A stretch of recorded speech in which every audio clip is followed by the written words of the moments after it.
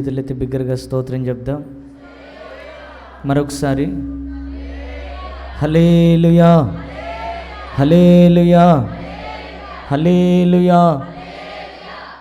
దేవుని పరిశుద్ధ నామానికి స్తోత్రం కలుగును గాక. చేరి వచ్చిన మీ అందరికీ ప్రభువైన యేసుక్రీస్తు నామంలో నిండు హృదయ వందనాలు తెలియజేస్తూ ఉన్నాను. దేవుని బిడ్డలారా, ఈ క్షేమాభివృద్ధి కూడికకి ప్రభు మనల్ని నడిపించినందుల కొరకై సమస్త స్తుతి ఘన మహిమ ప్రభువునకు ఆరోపిస్తూ ఉన్నాను. నన్ను ఇక్కడికి ప్రేమతో ఆహ్వానించిన సేవకుల అన్నకని, వేదిక మీదకు ఉన్నటువంటి దైవ సేవకులకును యేసుక్రీస్తు నామములో వందనాలు తెలియజేస్తూ ఉన్నాను.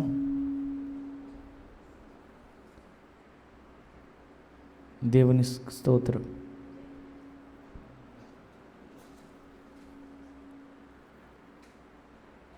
దేవుడు మనకి ఎంతో మేలు చేసి ఉన్నాడు గనుక ఒక పల్లవి చరణం పాడి ప్రభునామాన్ని గణపరుస్తాం. అప్పటి వరకు ఇవన్నీ ప్రభువు మనకు సమకూర్చును గాక.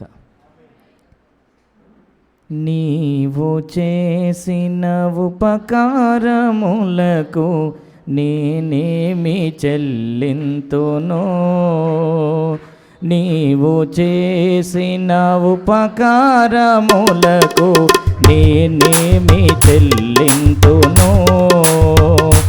ఏడాది దూడలనా, వేలాది పొట్టేలనా, ఏడాది దూడలనా, వేలాది పొట్టేలనా. గట్టిగా చప్పట్లు కొడదాం. నీవు చేసిన ఉపకారములకు నేనేమి చెల్లింతునో, నీవు చేసిన ఉపకారములకు నేనేమి చెల్లింతునో. మరణ పాత్రుడనయ్యున్న నాకై మరణించితివ సిల్వలో, మరణ పాత్రుడనయ్యున్న నాకై మరణించితివ సిల్వలో. కరుణ చూపి నీ జీవ మార్గాన నడిపించుము యేసయ్యా, కరుణ చూపి నీ జీవ మార్గాన నడిపించుము యేసయ్యా. ఏడాది దూడలనా, వేలాది పొట్టేలనా, ఏడాది దూడలనా, వేలాది పొట్టేలనా. నీవు చేసిన ఉపకారములకు, కాస్త స్వరమెత్తి బిగ్గరగా చప్పట్లు కొడదాం. నీవు చేసిన ఉపకారములకు నేనేమి చెల్లింతునో యేసయ్యా, నేనేమి చెల్లింతునో, నేనేమి చెల్లింతునో యేసయ్యా, నేనేమి చెల్లింతునో. రక్షణ పాత్రను చేబోని నిత్యము నిన్ను వెంబడించెదను, రక్షణ పాత్రను దేబోని నిత్యము నిన్ను వెంబడించెదను. నీవు చేసిన ఉపకారములకు నేనేమి చెల్లింతునో, నీవు చేసిన ఉపకారములకు నేనేమి చెల్లింతునో. హల్లెలూయా. దేవుని బిడ్డలారా, ఒక వాక్యాన్ని మనం ధ్యానం చేద్దాం. ఈ రాత్రికాల వేళ సియోనులో నుండి ప్రభు మనందరితో ముఖాముఖిగా మాట్లాడును గాక. సామెతల గ్రంథము 16వ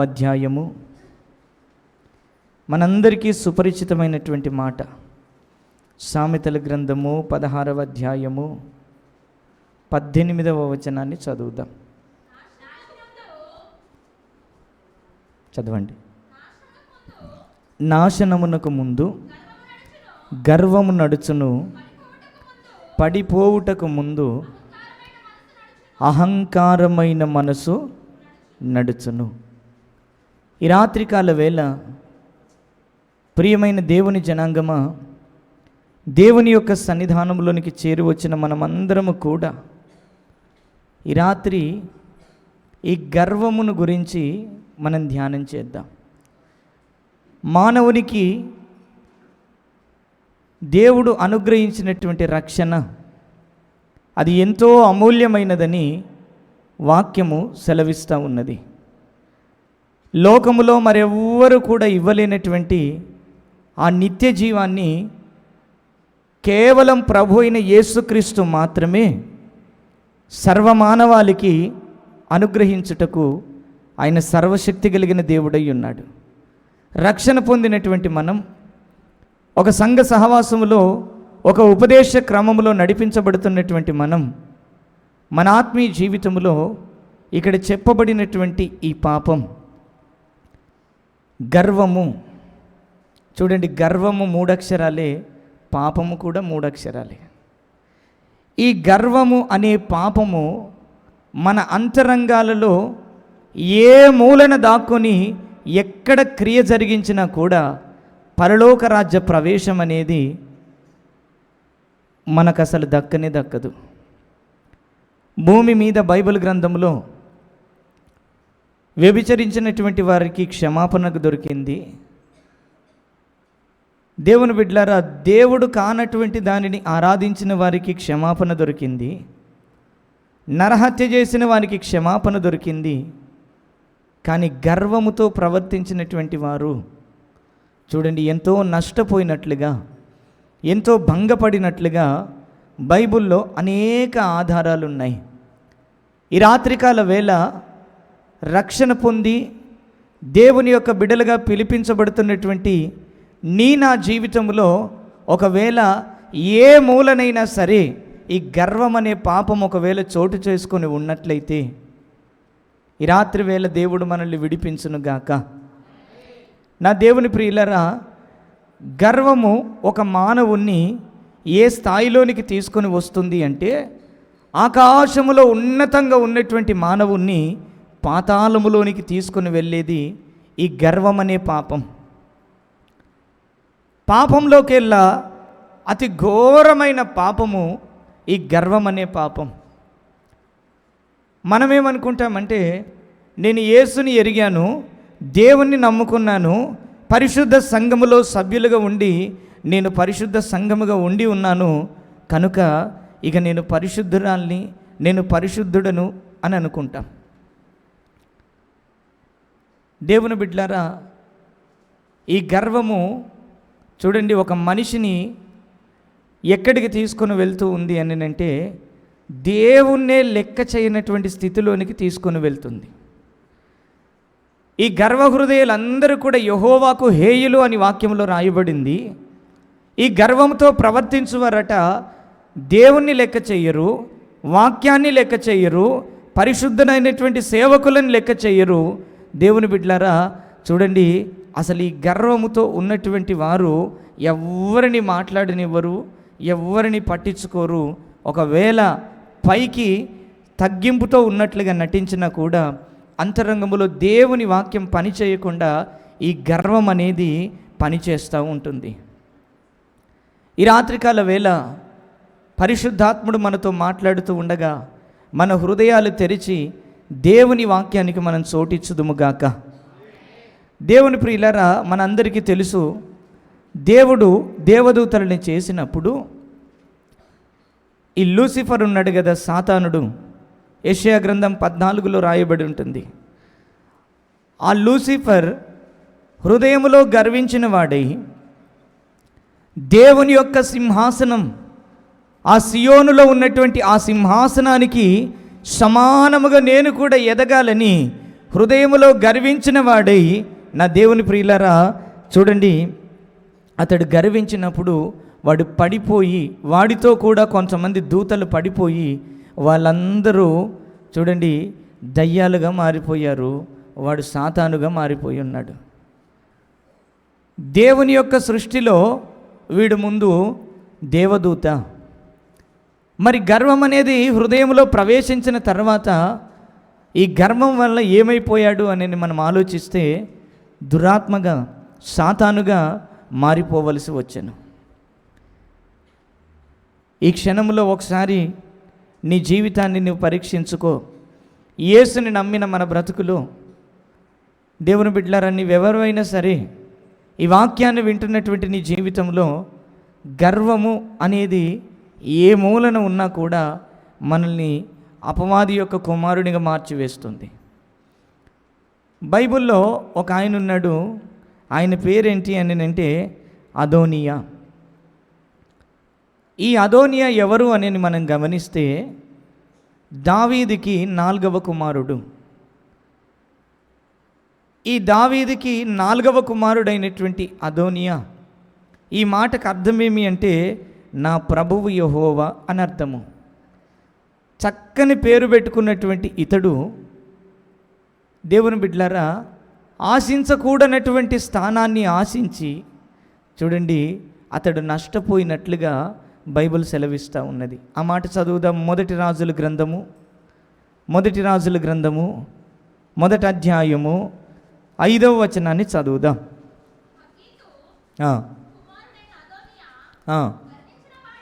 ఏమని రాయబడింది?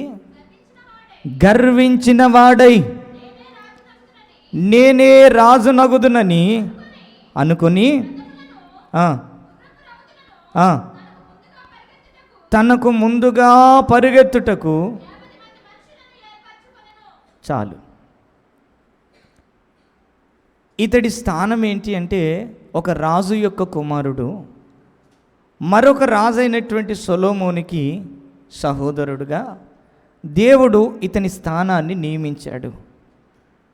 ఇతను ఉండవలసినటువంటి స్థానములో ఉండక గర్వించిన వాడై చూడండి నేనే రాజునవుతానని తన స్వచిత్తం చేస్తూ ఉన్నాడు. నా దేవుని ప్రియులరా, ఒక మనిషిలో గర్వము ఎప్పుడు ప్రవేశిస్తుంది, ఏ కారణాలను బట్టి ప్రవేశిస్తుంది అని అంటే చూడండి 3 రకాలుగా ఈ రోజుల్లో మానవుడు గర్వముతో నిండుకుంటూ ఉన్నాడు. 3 రకాలైనటువంటి కారణాలను బట్టి గర్వం అనేది మానవునిలో ప్రవేశిస్తూ ఉన్నది. వారు భూమి మీద ఉన్నటువంటి ఏ మానవుడైనా, అయితే లోకస్తులకి దేవుని వాక్యం తెలియదు, పరిశుద్ధ గ్రంథం తెలియదు, వారి హృదయం ఇంకా తెరవబడలేదు గనక వారికి చెప్పేవారు లేరు, చెప్పిన వినేవారు లేరు. ప్రభు అయిన యేసు యొద్దకు వచ్చినటువంటి మనం, దేవుని యొక్క రక్తంలో కడగబడి ఒక ఆత్మీయ జీవితం చేస్తున్నటువంటి మనం, దేవుని చేత ధన్యులుగా పిలిపించబడుతున్నటువంటి మన జీవితాల్లో ఈ గర్వం అనేది ప్రవేశించినట్లయితే అదోనియాకు పట్టినటువంటి గతే మనకు కూడా పడుతుంది. ఎలా ఒక మానవునిలో పనిచేస్తుందో తెలుసా ఈ గర్వం? మొట్టమొదటిగా శరీర బలాన్ని బట్టి ఒక వ్యక్తి గర్విస్తూ ఉన్నాడు. రెండవదిగా ధన బలాన్ని బట్టి ఒక వ్యక్తిలో గర్వం అనేది ప్రవేశిస్తూ ఉన్నది. మూడవదిగా నా దేవుని ప్రియులరా స్వనీతిని బట్టి గర్వం అనేది ఒక మానవునిలో ప్రవేశిస్తూ ఉన్నది. మొదటిదేంటి? శరీర బలాన్ని బట్టి, రెండవదిగా ధన బలాన్ని బట్టి, మూడవదిగా స్వనీతిని బట్టి గర్వము అనేది మానవుని యొక్క అంతరంగములో చొరబడి ఆ ఉన్నతమైనటువంటి స్థితిలో ఉన్నటువంటి మానవుణ్ణి ఈడ్చుకొని నరకానికి తీసుకొని వెళ్తుంది ఈ గర్వము. నీ శరీరములో షుగర్ ఉన్నా కూడా నో ప్రాబ్లం, అది నీ శరీరానికే హాని. నువ్వు జాగ్రత్త పడి కృప పొందగలిగితే ఆయన గాయములలో స్వస్థత ఉన్నది. ఒకవేళ నీ దేహంలో అవిటితనం ఉన్నా నో ప్రాబ్లం, అది కాలో చెయ్యో కన్నో చెవో ఏది లేకపోయినా కూడా నో ప్రాబ్లం. ఎందుకంటే ఈ రక్త మాంసాలు దేవుని రాజ్యం స్వతంత్రించుకోవు గనుక నీకు ఇక్కడ కాలు ఉన్నా చెయ్యి ఉన్నా లేకపోయినా నో ప్రాబ్లం. కానీ అంతరంగమందు గర్వం అనేది ఏదైనా చోటు చేసుకుంటే, నీకు తెలిసి ఉన్నా నీకు తెలియకపోయి ఉన్నా కూడా నా దేవుని ప్రియులరా, ఆ గర్వం అనేది ఒక మనిషిలో క్రియ జరిగించి ఏం చేస్తుందంటే చిన్నగా రాను రాను దేవునికి దూరముగా తీసుకుని వెళ్ళి చూడండి నరకానికి అప్పగిస్తుంది గర్వము. ఈ రాత్రికాల వేళ ఈ వాక్యం వింటున్న నీ జీవితంలో ఎటువంటి గర్వము కూడా ఉండకుండా మన ప్రభు అయిన యేసుక్రీస్తు ఆ గర్వాన్ని కూకిటి వేళ్ళతో సహా పెకిలించును గాక. మొదటిగా శరీర బలాన్ని గురించి మనం ధ్యానం చేద్దాం. లేవియా కాండము 26వ అధ్యాయము 19వ వచనాన్ని చదువుదాం.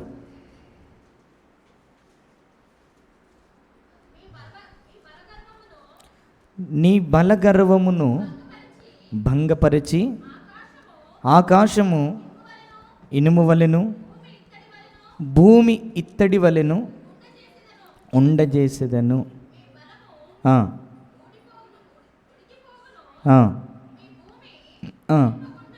చాలక్క. ఇక్కడ ఏ బలము చూస్తూ ఉన్నాం? శరీరములో పనిచేసే బలం. మీ బలగర్వాన్ని బట్టి దేవుడు ఏం చేస్తాడట? ఆకాశం ఎలా మారిపోతుంది? ఇనుము వలె మారిపోతుంది. భూమి ఇత్తడి వలె మారిపోతే వర్షం కురియదు, పంటలు పండవు. దేవుని ప్రియులారా, శరీర బలం అనగా ఏంటి అంటే శరీర క్రియలతో శరీరేచ్ఛలతో ఒక మానవునిలో చూడండి అహంకారము గర్వము కనుక చోటు చేసుకున్నట్లయితే దానిని శరీర బలము అని మనం పిలుస్తాం. కులాన్ని బట్టి నువ్వు గర్వించినా, నీకున్న తలాంతులను బట్టి నువ్వు గర్వించినా, నీకున్న అందాన్ని బట్టి నువ్వు గర్వించినా, లేదా నిన్నందరూ ఈవిడ చాలా మంచిది, ఇతగాడు చాలా మంచివాడు అని నిన్ను పొగిడినప్పుడు దాన్ని బట్టి అతిశయం వచ్చి నీ జీవితంలో గర్వం అనేది చోటు చేసుకున్న ఇది శరీర గర్వము, శరీర బల గర్వము. నా దేవుని ప్రియులరా, దాన్ని దేవుడు భంగపరుస్తాను అంటూ ఉన్నాడు. ఈ గర్వం అనే పాపము పైకి కనిపించేది కాదు. తాగుబోతున్నాడు అనుకోండి, వాడు తాగినప్పుడు వీడి తాగుబోతు అని మనకు అర్థమవుతుంది. కోపిష్టివాడు అనుకోండి, వాడు కోపడేటప్పుడు దేవుని బిడ్డలరా మనకు అర్థమవుతుంది వీడు కోపిష్టివాడని. లేదా మరొక పాపం ఏదైనా పాపం చేసినా కూడా మన కంట పడినప్పుడు వీరు ఫలానా వారు అని మనకు అర్థమవుతుంది. కానీ ఈ గర్వం అనేది హృదయపు లోపల చొరబడి అదేం చేస్తుంది అని అంటే మానవునిలో అదును చూసుకొని గర్వంగా ప్రవర్తించడానికి అది ప్రారంభిస్తుంది. అందుకే ఇర్మియా గ్రంథములో వాక్యం అంటున్నది, నరుని యొక్క హృదయము ఘోరమైన వ్యాధి గలది. భూమి మీద ఏ వ్యాధికైనా మెడిసిన్ వచ్చింది, కానీ దీనికి ఎవ్వరు ఇంతవరకు కనిపెట్టలేకపోయారు. కేవలం యేసుని యొక్క రక్తం, యేసు ప్రభు యొక్క పరిశుద్ధ రక్తం ఒక వ్యక్తి మీద ప్రోక్షించబడి తన పాపాన్ని ఒప్పుకోలు చేసి పశ్చాత్తాపడగలిగితే నా దేవుని ప్రియులారా ఆ గర్వం అనే పాపములో నుంచి ప్రభు అయిన యేసు క్రీస్తు విడిపిస్తాడు. దేవునికి మహిమ కలుగును గాక. ఒక మంచి దైవజనుడు ఒక ఉపమానాన్ని చెప్పి ఉన్నాడు. దేవుని బిడ్డలారా, ఒకరోజు ఇలాంటి సేవకులే, ఆనంద్ పాలయ్య గారు లాంటి సేవకులు ఒకరోజు చాలా కష్టపడి ప్రయాసపడి సంవత్సరాలుగా పరిచర్య జరిగిస్తూ ఉండి ఒకరోజు వేదన అయిపోయింది. సభలు పెట్టినా ప్రజలు మార్చబడట్లేదు. ఎంత సేవ చేసినా ఆయన వయసు అయిపోయింది, ఆ సేవకుంది. ఇక నేను వెళ్ళిపోతాను, ఈ ప్రపంచం ఎప్పుడు మారాలి అని అతగాడు మోకరించి ప్రార్థన చేస్తూ ఉన్నాడట. 20 రోజులు అయిపోయిందండి, 30 రోజులు అయిపోయింది.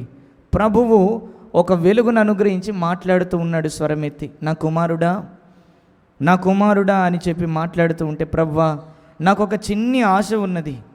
భూమి మీద మేము ఎంత సువార్త కూడికలు పెట్టినా, సువార్తను మేము ప్రకటించినా కూడా ప్రజలు మార్చబడట్లేరయ్యా. లోకమంతా నాశనానికి నడిపించబడతా ఉన్నది. నాకు ఒక ఆలోచన వచ్చింది, ప్రభువా ఏంటి, అసలు సాతానే మారు మనసు పొందితే ఇదంతా ఇలా కూడికలు పెట్టడము, మీరు రక్షకుడైన యేసుని తెలుసుకోండి, ఇవన్నీ ప్రయాసపడి కడుపు మార్చుకొని కష్టాలు పడి ఇట్లా జీవించడం మీకు ఎందుకయ్యా, వానికి మారు మనసు ఇచ్చేనా ఆయన అంటే ప్రభు అన్నారు, ఆయన సర్వాంతర్యామి కదా, ఆయనకు అన్నీ తెలుసు. సరే సాతానుని పట్టుకొనిరా, మారు మనసు ఇస్తా అన్నాడు. ఎక్కడ దొరుకుతాడండి వాడు? పాస్టర్ గారు పట్టుదలతో మోకరించి ప్రార్థన చేశాడు, ఏసునామములో సాతాను ఇక్కడ ప్రత్యక్షమగునుగా కన్నాడట. వచ్చేసాడు, ఏసునామానికి భయపడతాడు కదా. వాడు రాగానే సాతాను, యేసు ప్రభు అదిగో అక్కడ ఉన్నాడు, నీకు ఒక పని చెప్తాను, నీకు మారు మనసు ఇచ్చేస్తాడు దేవుడు, నువ్వు రారా బాబు అని అంటే, సరే పద వస్తానంటే, నీకు భయం లేదా యేసు దగ్గరికి రావడానికంటే, నాకెందుకు భయం, యోబు గ్రంథం చదవలేదా, దేవదూతలతో ప్రభు మీటింగ్ పెట్టినప్పుడు నేను కూడా వెళ్ళానుగా, నాకెందుకు భయం అని చెప్పేసి వస్తూ ఉంటే, ప్రభువా అపవాది అయిన సాతాను వచ్చాడు, వానికి మారు మనసు ఇచ్చే నాయన అంటే, ఓకే వానికి మారు మనసు ఇస్తాను, నేను పాపిని అని ఒప్పుకోమను అన్నాడు. వచ్చి నీకు లాటరీ తగిలింది సాతానా, ఒకే ఒక్క మాటలో నీకు మారు మనసు వచ్చి నువ్వు కూడా నరకాన్ని తప్పించుకుంటావు, నేను పాపిని నన్ను క్షమించనను అని అంటే సాతానుడు ఏమన్నాడో తెలుసా, నేను పాపం చేశానని నీకెవడు చెప్పాడు అన్నాడు.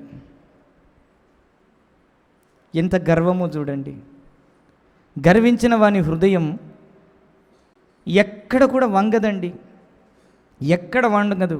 ఇది సాతాను యొక్క ప్రధాన లక్షణం. గర్వము ఒక మానవునిలో ఉంటే వాడు దేవునికి లొంగడు, దైవజనులకు లొంగడు, ఉపదేశ క్రమానికి అప్పగించుకోరు, దేవుని పరిశుద్ధతకి నీతికి అప్పగించుకోరు. కానీ చూడండి, దేవుని యొక్క ఆ ఉపదేశానికి, వాక్యానికి, దేవుని యొక్క ఆ దైవ క్రమానికి తిరుగుబాటు చేస్తూ ఉంటారు.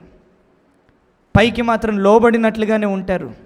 చిత్తమండి, ఖచ్చితంగా చేస్తామండి, అయ్య బాబా మీరు అలా అంటే ఎలా అండి, నేను ఖచ్చితంగా లోబడతానండి అంటారు. హృదయంలో మాత్రం ఈ గర్వము చూడండి, లావా ఎలాగైతే ఆ పర్వతంలో నుంచి బయటకు వస్తూ ఉంటుందో అప్పుడప్పుడు పైకి చిమ్మి అది దేవుని వాక్యానికి లోబడనట్లుగా చేస్తూ ఉంటుంది. నా దేవుని ప్రియులారా, నీ జీవితంలో ఏ గర్వం ఉన్నదో నీవు అనుకోవచ్చు, నేను మారు మనసు పొందాను కదా అయ్యగారు, బాప్తిసం పొందాను, పరిశుద్ధాత్మ అభిషేకం పొందాను, సంఘములో క్రమముగా అన్ని కూడికలకు వస్తూ ఉన్నాను, నాలో కూడా గర్వం ఉంటుందా అని అంటే నేను చెప్పే సమాధానం ఏంటో తెలుసా, నీవు భూమి మీద ఉన్నావు. సాతానుడు అపవాది కాకముందు ఎక్కడున్నాడు? దేవుని యొద్దనే ఉన్నాడు. దేవుని యొక్క సన్నిధానములో నిత్యము స్తుతులు చెల్లించేవానికి ఉన్నాడు, దేవునిని మహిమపరిచేవానికి ఉన్నాడు. మరి పాపమే లేనటువంటి చూడండి ఆ సృష్టిలో వాని హృదయములో పాపము, గర్వం ఎలా ప్రవేశించిందంటారు? చెప్పండి, ఎలా ప్రవేశించింది? కనుక నిత్యము మనల్ని మనం పరిశీలించుకొని, మనల్ని మనం పరిశుద్ధపరుచుకుంటూ, దేవుని యొక్క వాక్యపు వెలుగులో మన అంతరంగాన్ని మనం సరిచేసుకోగలిగితే పరిశుద్ధాత్మ దేవుడు మనల్నందరినీ పరిశుద్ధపరచునుగాక. ఒకవేళ స్వపరీక్ష అనేది లేకుండా నా దేవుని ప్రియులారా, మనం ఇతరులని చూచినప్పుడు లేదా మనకన్నా తక్కువగా ఉన్నటువంటి వారిని చూచినప్పుడు, తక్కువగా అంటే కొత్తగా వచ్చే వాళ్ళు మందిరానికి వారిని చూచినప్పుడు, బలహీనుల్ని చూచినప్పుడు దేవుని ప్రియులారా మనం ఏమనిపిస్తుందంటే, ఆంధ్రే పాస్టర్ చాలా గ్రేట్, అసలు పెళ్ళి లేకుండా ఎంత సమర్పణ కలిగి చేస్తూ ఉన్నాడు సేవ, ఓ నేను చాలా గ్రేట్ అని నన్ను నేను చూసుకుంటే నాకు అనిపిస్తుంది. అంతేనా కాదా? ఒకవేళ నీవైనా నేనైనా ప్రభు అయిన యేసుని గనక మనం చూడగలిగితే అప్పుడు ఏమనిపిస్తుందో తెలుసా, నేనెంత ఘోర పాపినో నాకు అర్థమవుతుంది, నీవెంత ఘోర పాపివో మన అంతరంగంలో గర్వం అనేది ఉన్నదో లేదో మనకు అర్థమవుతుంది. నాలాగే ఒక పాస్టర్ గారు, ఒక ప్రవక్త అనుకోండి, ఆయన ఏం చేశాడు అని అంటే, ఒకరోజు దర్శనాన్ని చూస్తూ ఉన్నాడు. యెషయా గ్రంథం 6వ అధ్యాయం. దర్శనాన్ని చూస్తూ ఉన్నాడు. అక్కడ పరలోకమందు దేవుడు సింహాసనం వేసుకొని యెహోవా పరిశుద్ధుడు పరిశుద్ధుడు పరిశుద్ధుడు పరిశుద్ధుడు అని మానక గాన ప్రతిగానముల చేత కొనియాడబడుతూ ఉన్నాడు. ఆ దర్శనాన్ని చూస్తూ ఉన్నాడు. అప్పుడు ఆ పాస్టర్ గారికి ఏమనిపించిందో తెలిసిన? చదవండి. ఆ పాస్టర్ గారు ఏమంటూ ఉన్నారు? అయ్యో అయ్యో, నేను అపవిత్రమైన పెదవులు గలవాడని, అపవిత్రమైన పెదవులు గల జనుల మధ్య నివసించువాడిని నేను నశించి తిని.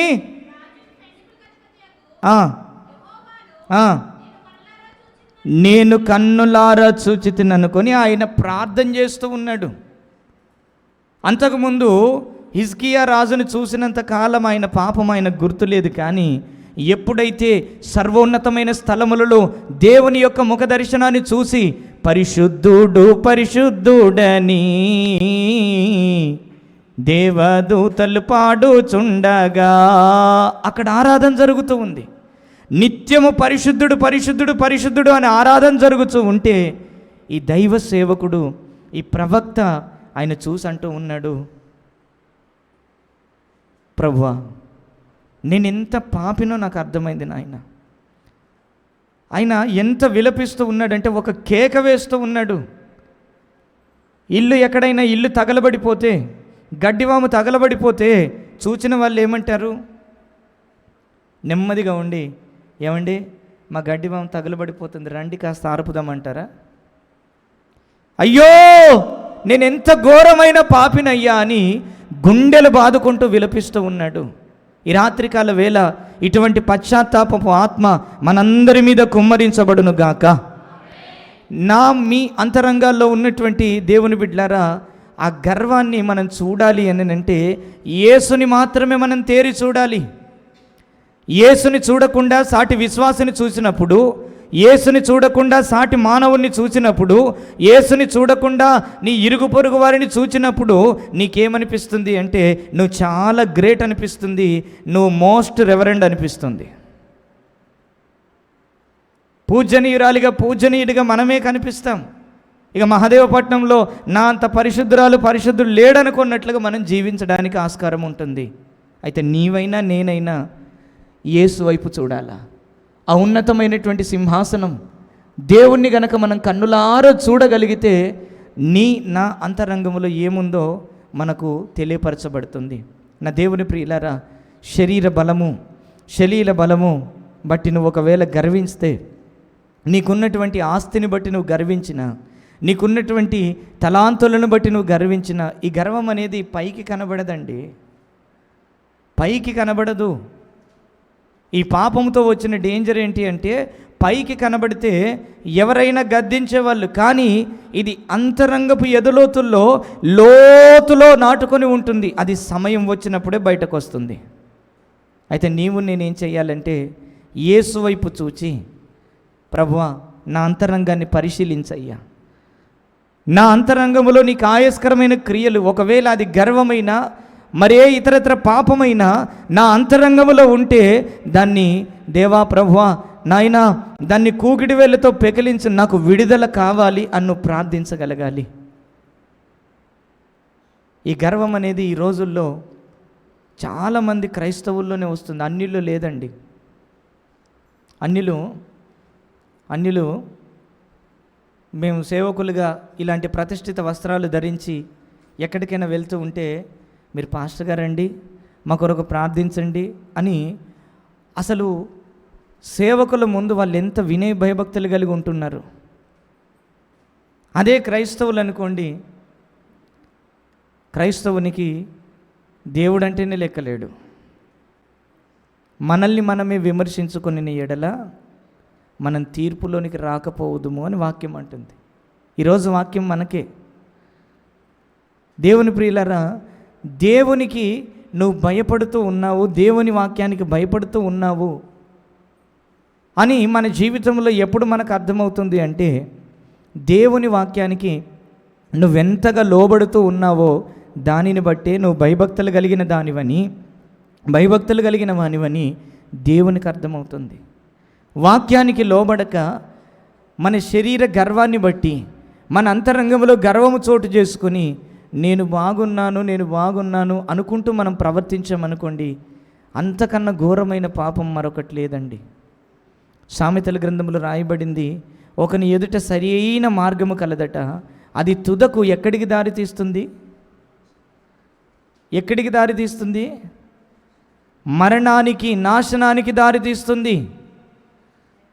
సరిగ్గా నేను ఆత్మీయ జీవితంలో ఉన్నాను అనుకుని గుడ్డిగా వెళ్ళిపోతున్న దేవుని జనాంగమా, మన అంతరంగంలో ఒక పరిశీలన అనేది అవసరము, ఒక పరిశుద్ధత అనేది అవసరము. దేవుని యొక్క సన్నిధానములో ఒక మనల్ని మనమే విమర్శించుకునే అనుభవం అనేది అవసరము. అది ఎప్పుడు జరుగుతుంది అంటే, నీవైనా నేనైనా వాక్యమై ఉన్న యేసుని చూచినప్పుడు. ఆమేన్, హల్లెలూయా. యేసుని చూచినప్పుడు మాత్రమే మనలో గర్వం ఉన్నదో లేదో మనకు అర్థమవుతుంది. కానీ సాటి వ్యక్తులను చూచినప్పుడు మన జీవితంలో ఏముందో మనకు అర్థం కాదండి. మరి ఇప్పుడు ఈ గర్వం దేవుడు అణిచివేస్తాను అని అంటూ ఉన్నాడు. నీ బలగర్వాన్ని భంగపరుస్తాను అంటూ ఉన్నాడు. అదే లేవియా కాండం 26వ అధ్యాయము 3వ వచనాన్ని ఒకసారి చదువుదాం. మీరు నా కట్టడలను బట్టి నడుచుకొని నా ఆజ్ఞలను ఆచరించి వాటిని అనుసరించి ప్రవర్తించిన ఎడల మీ వర్షాకాలములలో మీకు వర్షమిచ్చెదను, మీ భూమి పంటలనిచ్చును. చాలు. ఏమని దేవుడు చెప్తూ ఉన్నారు అంటే, నా కట్టడలు, నా ఆజ్ఞలు మీరు ఆచరించి అనుసరించి నడుచుకొనినప్పుడు ఆకాశము వర్షమిస్తుంది, భూమి తన ఫలమిస్తుంది. అంటే నీ జీవితంలో ఒక నిజమైన ఆశీర్వాదం అనేది ఎప్పుడు వస్తుంది దేవుని ప్రియులరా అంటే, చూడండి, దేవుని యొక్క ఆజ్ఞకి మనం లోబడినప్పుడు. నువ్వు దేవుని యొక్క ఆజ్ఞకి లోబడితే నీలో గర్వం అనేది ప్రవేశించదు. దేవుని యొక్క మాట ప్రకారం నువ్వు జీవించి నీ కుటుంబాన్ని, నీ ఆత్మీయ జీవితాన్ని కట్టుకోగలిగితే ఈ బలగర్వం అనేటటువంటిది మన అంతరంగంలో పనిచేయదు. అప్పుడు దేవుడు అంటున్నటువంటి చక్కని మాట చూడండి, ఆకాశము వర్షం ఇస్తుంది, భూమి తన పంటనిస్తుంది. ఈ మాట దేనికి సాదృశ్యమై ఉన్నదంటే, భూమి పంటనిస్తుంది అనగా భూఫలము చేత నువ్వు దీవించబడతావు, ఆకాశము వర్షం ఇస్తుంది అనగా పరసంబంధమైన ఆశీర్వాదం కూడా నీకు అనుగ్రహిస్తాడు దేవుడు. హల్లెలూయా. వర్షము ఆశీర్వాదానికి సూచన. ఒకవేళ మనం బలగర్వాన్ని బట్టి మనం గర్విస్తేనట ఆకాశం ఏమైపోతుంది? ఆకాశం ఏమైపోతుంది? ఇనుమైపోతుంది. భూమి ఇత్తడైపోతుంది. అంటే నీకు పర సంబంధమైన దీవెనలు ఉండవు, భూ సంబంధమైన దీవెనలు ఉండవు. యేసు యొద్దకు రాని వాళ్ళు, అన్యజనులుగా ఉన్నవారు కనీసం ఈ లోకములో భూ సంబంధమైన దీవెనలతోనైనా ఉన్నారు. కానీ యేసు యొద్దకు వచ్చి ఆయన ఆజ్ఞలు అనుసరించకుండా, దేవుని యొక్క వాక్యానికి లోబడకుండా ఒకవేళ నువ్వు జీవిస్తూ ఉంటే ఆకాశం మూయబడుతుంది, భూమి ఫలమివ్వదనగా నీ ప్రయత్నాలు కానీ, భూ సంబంధమైన ఆశీర్వాదాలు కానీ ఏవి నీ జీవితంలో ఉండవు.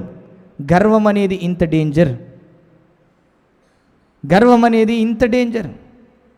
మరి ఇప్పుడు మన జీవితంలో చూడండి, ఆ గర్వం పోవాలి అంటే మనం ఏమి ధరించుకోవాలో తెలిసిన ఫిలిప్పీలకు రాసిన పత్రిక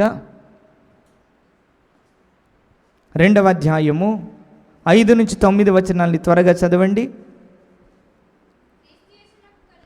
క్రీస్తు యేసునకు కలిగిన ఈ మనస్సు మీరును కలిగి ఉండండి. ఆయన దేవుని స్వరూపము కలిగిన వాడై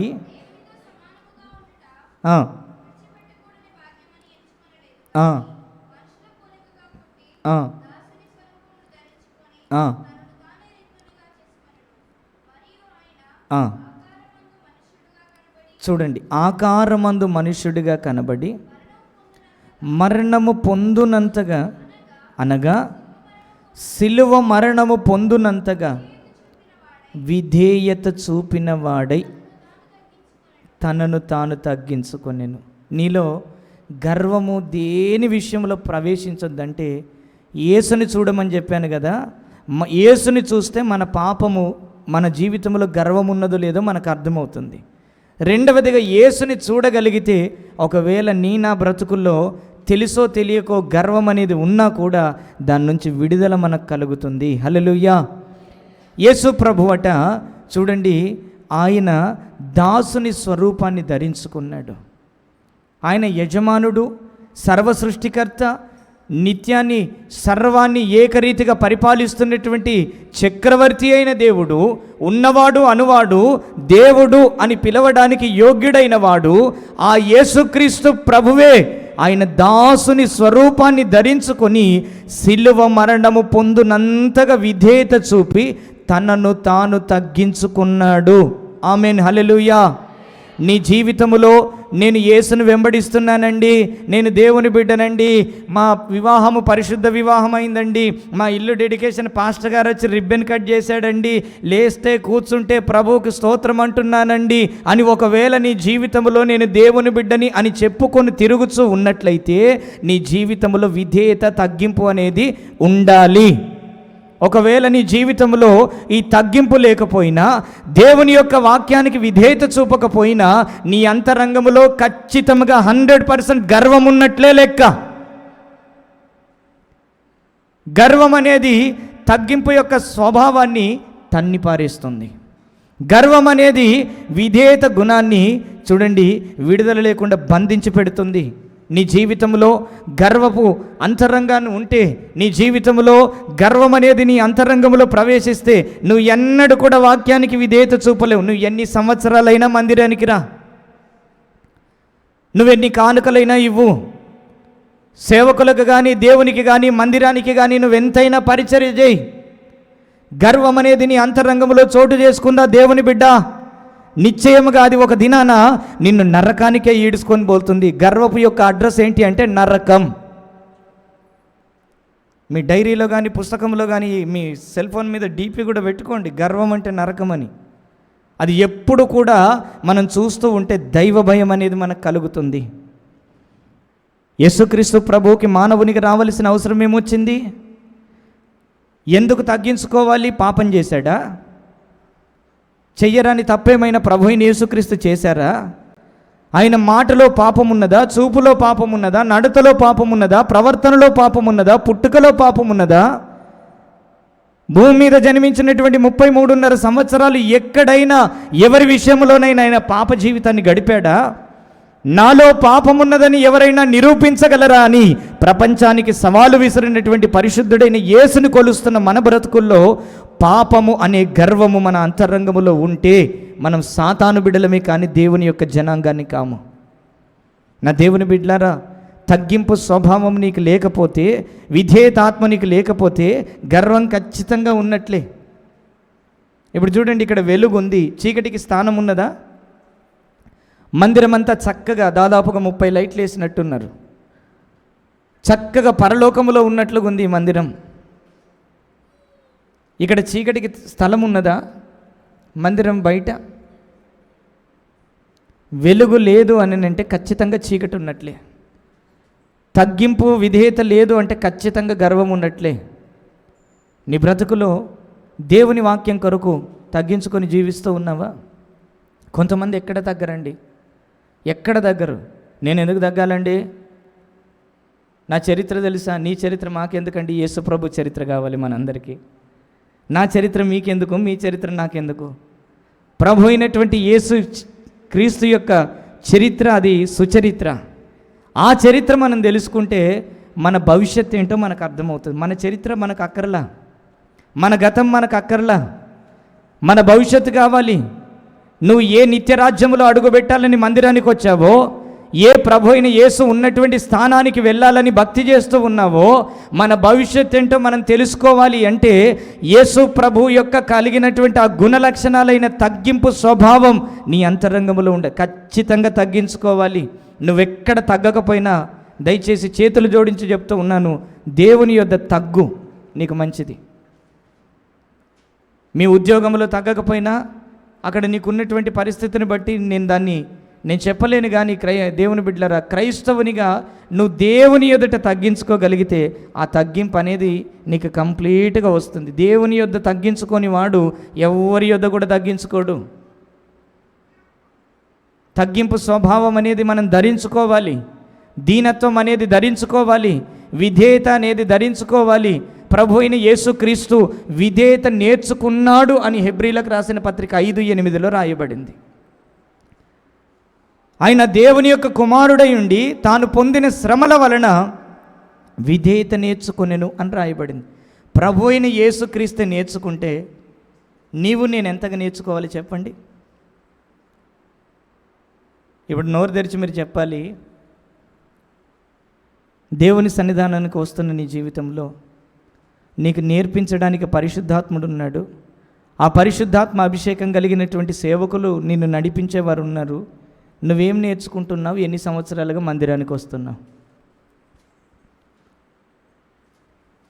ఇంటికి పోయాకైనా సరే ఆలోచన చెయ్యండి. ఎంతకాలమైంది నువ్వు ప్రభువుని నమ్ముకొని? నువ్వు యేసు వలె మార్చబడకపోతే నువ్వు దేవుని రాకడలు ఎలా ఎత్తబడగలవు? యేసుక్రీస్తు ప్రభు ఎవరి కొరకు వస్తూ ఉన్నాడు? ఎవరి కొరకు వస్తూ ఉన్నాడు? ఆయన స్వారూప్యతలోనికి, ఆయనకు సమానమైన సంపూర్ణతలోనికి ఎదిగినటువంటి వధువు సంఘము కొరకు ఆయన రాబోతూ ఉన్నాడు. హల్లెలూయా. ఎదగనటువంటి వారు, యేసు యొక్క లక్షణాలు రూపొందించబడకుండా ఇంకా స్వచిత్తము చేస్తూ, దేవుని బిడ్డలారా, గర్వముతో గర్వ హృదయాల కొరకు ఆయన రావట్లేదు. అటువంటి వారిని యేసు మధ్యాకాశములో కలుసుకోడు. కనుక దయచేసి నీ జీవితంలో యేసు ప్రభుకున్నటువంటి ఆ తగ్గింపు, యేసు ప్రభుకున్నటువంటి ఆ దీనత్వం, యేసుక్రీస్తుకున్నటువంటి ఆ విధేయత మనమందరము కూడా కలిగి ఉందుము గాక. రెండవదిగా ఏంటి? దేని వలన మనకు గర్వం అనేది ప్రవేశిస్తున్నదని చెప్పాను? ధనబలము. 1 తిమోతేయులకు రాసిన పత్రిక 6వ అధ్యాయము 17వ వచనాన్ని చదువుదాం. ఇహమందు ధనవంతులైన వారు గర్విష్ఠులు కాక అస్థిరమైన ధనమునందు నమ్మిక ఉంచక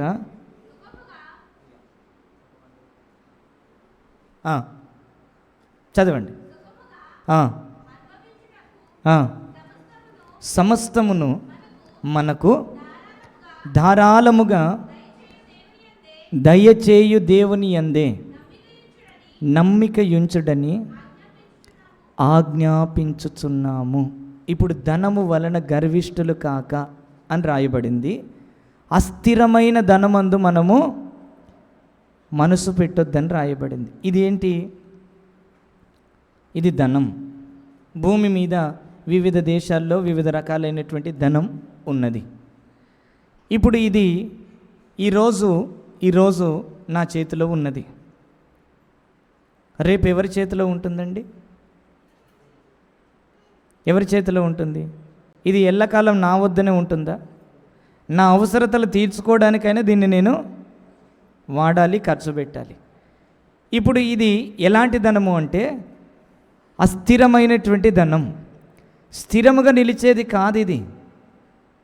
ఇప్పుడు అస్థిరమైనటువంటి ధనము యందు నువ్వు నమ్మిక ఉంచి స్థిరమైన పునాదులు కలిగిన నూతన యెరూషలేము అనబడినటువంటి ఆ దివ్య ప్రేమ కుమారుని రాజ్యాన్ని నువ్వు విశ్వసించకుండా, ఆ స్థిరమైన రాజ్యము కొరకు నువ్వు ఎదురు చూడకుండా, ఇదిగో ఈ అస్థిరమైనటువంటి ధనాన్ని బట్టి నువ్వు ఒకవేళ గర్వించావా, నిశ్చయముగా మనం నరకానికే పాత్రలమవుతాం. యేసుక్రీస్తు ప్రభు యొద్దకి ఒక మానవుడు వచ్చి నాకు నిత్య జీవం కావాలి, నేనేం చెయ్యాలని అడిగాడు. మార్కు సువార్త తీయండి ఒకసారి మీ పరిశుద్ధ గ్రంథాలు తెరిచి 10వ అధ్యాయము 20-21 వచనాల్ని చదువుదాం. మార్కు సువార్త.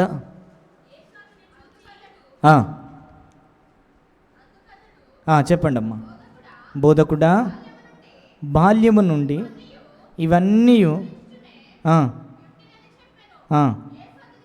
యేసు అతనిని చూచి, అతన్ని చూడండి, ఈ మాట అర్థం చేయండి, అతనిని ప్రేమించి నీకు అన్నీ ఉన్నాయి, ఆజ్ఞలు పాటిస్తూ ఉన్నానంటున్నావు, చాలా బాగుంది. అయితే నీకు ఒక్కటే ఒకటి కొదువై ఉన్నది. నీవు వెళ్ళి నీకు కలిగి ఉన్నవన్నీ అమ్మి బీదలకిమ్ము, పరలోకమందు చాలు. ఏమన్నాడు దేవుడు? ఏమన్నాడు ప్రభు? నోరు తెరిచి చెప్పండి. నీ కలిగినదంతయు కూడా అమ్మి ఇదిగో ఇలా వచ్చిన ధనాన్ని బీదలకు ఇచ్చిరా, అప్పుడు నీకేం జరుగుతుందంటే పరలోకములో శాశ్వతమైన ధనం దొరుకుతుంది అన్నాడు. ఆయన వచ్చాడా? యేసుక్రీస్తు ప్రభు యొద్దకి వచ్చాడా? దేవుని బిడ్డలారా చెప్పండి.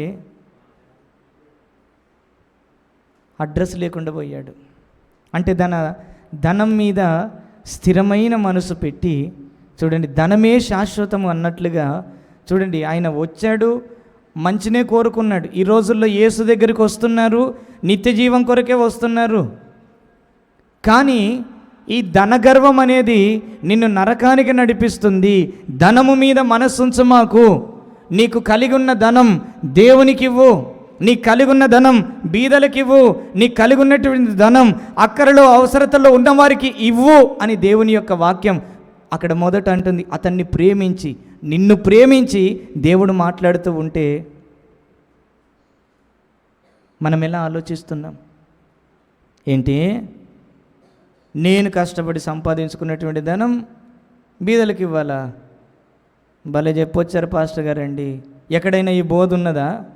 దేవునికి ఏమని ఇస్తా, నా పేరు మీద ఫ్యాన్ ఇస్తా, నా పేరు మీద ఫ్యాన్ ఇస్తా, నా పేరు మీద కుర్చీ ఇస్తా, నా పేరు మీద భోజనాలు పెట్టిస్తా, నా పేరు మీద అది ఇస్తా ఇది ఇస్తా అంటాం. కానీ నేను కనబడొద్దయ్యా, నేను కనబడొద్దు. దేవుని వాక్యం అంటున్నది కుడి చేత్తో ఇస్తేనట మీరు అలా బ్రతికితే నిశ్చయముగా మీరు ధన్యులే. కుడి చేతికి ఇచ్చి కూర్చున్న వాళ్ళందరికీ చెప్పి, కుటుంబస్తులందరికీ చెప్పి, కూడుకున్న చోటల్లా చెప్తే దేవుని బిడ్డలారా నీకు నిశ్చయముగా లోపల గర్వం ఉన్నట్లే లెక్క, ధనం మీద నీకు ఆశ ఉన్నట్లే లెక్క. నిత్య జీవం కావాలని వచ్చాడు దేవుడు. నిత్య జీవం ఇస్తాను, నీకున్న ధనమంతా బీదలకు ఇచ్చేసిరా అని చెప్తే చూడండి, మంచి ఉద్దేశంతోనే వచ్చాడు కానీ అంతం వరకు నిలబడలేకపోయాడు. ధనం మీద మనసున్నటువంటి వారు పరలోక రాజ్యానికి చూడండి, దేవుని వాక్యం అంటుంది సూది బెజ్జములోనట, సూది యొక్క బెజ్జములో ఏదట ఒంటే అది ఎంత పెద్దగా ఉంటుందండి? అది ఈజీ, అది దూరొచ్చేమో. కానీ ధనవంతుడు పరలోక రాజ్యములో అంటే ధనవంతులందరూ నరకం పోతారనే కాదు. దేవుడు నీకు ఇచ్చినటువంటి ధనాన్ని ఎందుకు ఇచ్చాడు?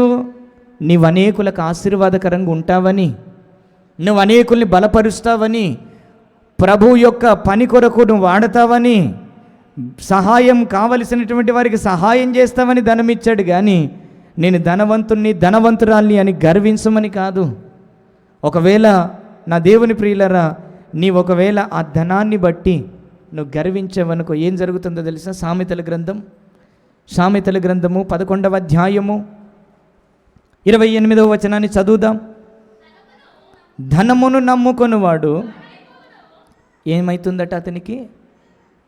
ధనమును నమ్ముకొనువాడు పాడైపోవును, నీతిమంతులు చిగురాకు వలె వృద్ధి నొందుదురు.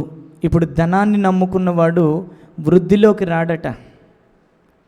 నా దేవుని ప్రియులరా, నీ కుటుంబం వృద్ధి చెందాలని ఆశపడుతూ ఉన్నావా?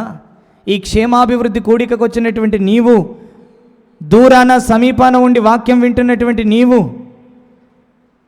నా జీవితంలో ఒక ఆశీర్వాదం కావాలి, నేను వృద్ధి పొందాలి అనుకుంటే ధనము మీద నుంచి నీ మనస్సుని తొలగించుకో.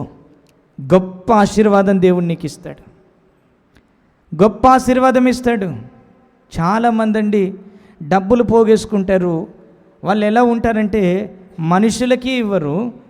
సరే, మనుషులకి ఇవ్వకపోతే అది మీ సొంత ఇష్టం. కానీ ఆ ధనం నీదా? దేవుడిచ్చాడా? మళ్ళీ సమాజ మందిరాల్లో నిలబడి ఇదంతా ఈ పెద్ద బిల్డింగ్ దేవుడిచ్చిందేనండి, ఆ కార్ దేవుడిచ్చిందేనండి, ఇదిగో చూడండి మెడలో ఉన్న ఈ నెక్లెస్ దేవుడిచ్చిందేనండి బాబోయ్. అన్నీ దేవుడిచ్చావు కానీ దేవుడికి ఏమి ఇవ్వవు.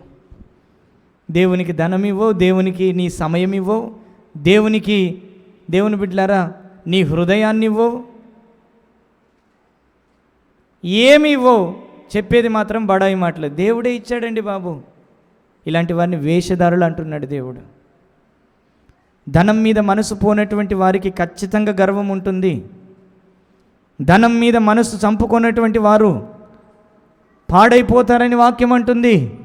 నీతిమంతులు ఎలాగుంటారట, ఇదిగో ఇలా చిగురాకు వలె వృద్ధి నొంది ఎదుగుతారని వాక్యం సెలవిస్తూ ఉంది. ధనం ఉన్నటువంటి వారని లేదు, నీతిమంతులు అంటే ఇప్పుడు ధనం మీద మనసు పెట్టుకున్నటువంటి వారు నీతిమంతులా కాదు. అబ్రహాముకి ధనం ఉన్నది. ఎంత ధనం ఉన్నది? ఎంత ధనం ఉన్నదంటే తన సహోదరుడైనటువంటి లోతు అతను అబ్రహాము ఒక చోట నివసించలేనంత ఆస్తి కూర్చబడి ఉన్నది. దాసదాసీలు ఉన్నారు, దాదాపు 300 చిల్లర పనివాళ్ళు ఉన్నారు. పిల్లలు ఇచ్చేసాడు దేవుడు, వృద్ధి పొందుతూ ఉన్నది, అంతా ఉన్నది. కానీ అబ్రహాముకి ఆ ధనం మీద ఆశ లేక, హెబ్రీ పత్రిక 11లో ఉంటుంది, తర్వాత చదువుకోండి. అతడట పునాదులు కలిగినటువంటి పట్టణము కొరకు ఎదురు చూస్తూ ఉన్నాడని రాయబడింది. నాకు ధనం ఉన్నది, నా ప్రాణమా తినుము తాగుము సుఖించుము అనలేదు. లూకాసు సువార్త 12వ అధ్యాయములో కూడా ఒక ధనవంతుడు అంటాడు, నా ప్రాణమా విస్తారమైన ధాన్యం సమకూర్చబడి ఉన్నది, కొట్టల్లో దాచబడి ఉన్నది, తినుము త్రాగుము సుఖించుము అని మనసున ధనం మీద మోహించిన వాడై, వ్యామోహం కలిగి ధనం మీద, అస్థిరమైన ధనం మీద మనసు కలిగిన వాడై అతడు ఆలోచిస్తూ ఉంటే దేవుడు ఆకాశం నుంచి అంటున్నాడు, ఓ వెర్రివాడా, ఈ రాత్రే నీ ప్రాణాన్ని అడుగుచున్నాను. నువ్వు సంపాదించినవన్నీ ఎవరి వశం అవుతాయి? మనతో వస్తుందా? కట్టుకున్న బట్టలు కూడా మనతో రావండి. నువ్వు పెట్టుకున్నటువంటి పౌడర్ కూడా నీతో రాదు, నువ్వు కొట్టుకున్న సెంటు కూడా నీతో రాదు. అనుకుంటున్నావేమో నేను చాలా బాగున్నాను అని. దేన్ని బట్టి కూడా గర్వించడానికి లేదు. దయచేసి క్రైస్తవుడు కనబడే పాపాల్లో నుంచి విడిపించబడినాడు, కానీ దేవుని బిడ్డలారా కనబడకుండా అంతరంగంలో లోపల దాక్కొని ఉన్నటువంటి ఈ గర్వము నుంచి చాలామంది క్రైస్తవులకు విడుదల లేదు. అందుకే వృద్ధి పొందలేకపోతూ ఉన్నారు, పర సంబంధమైన ఆశీర్వాదాలు అనుభవించలేకపోతూ ఉన్నారు, భూ సంబంధమైన ఆశీర్వాదాలు చూడండి పొందుకోలేకపోతూ ఉన్నారు. కారణం ఏంటి అంటే ఏకైక కారణం గర్వమే.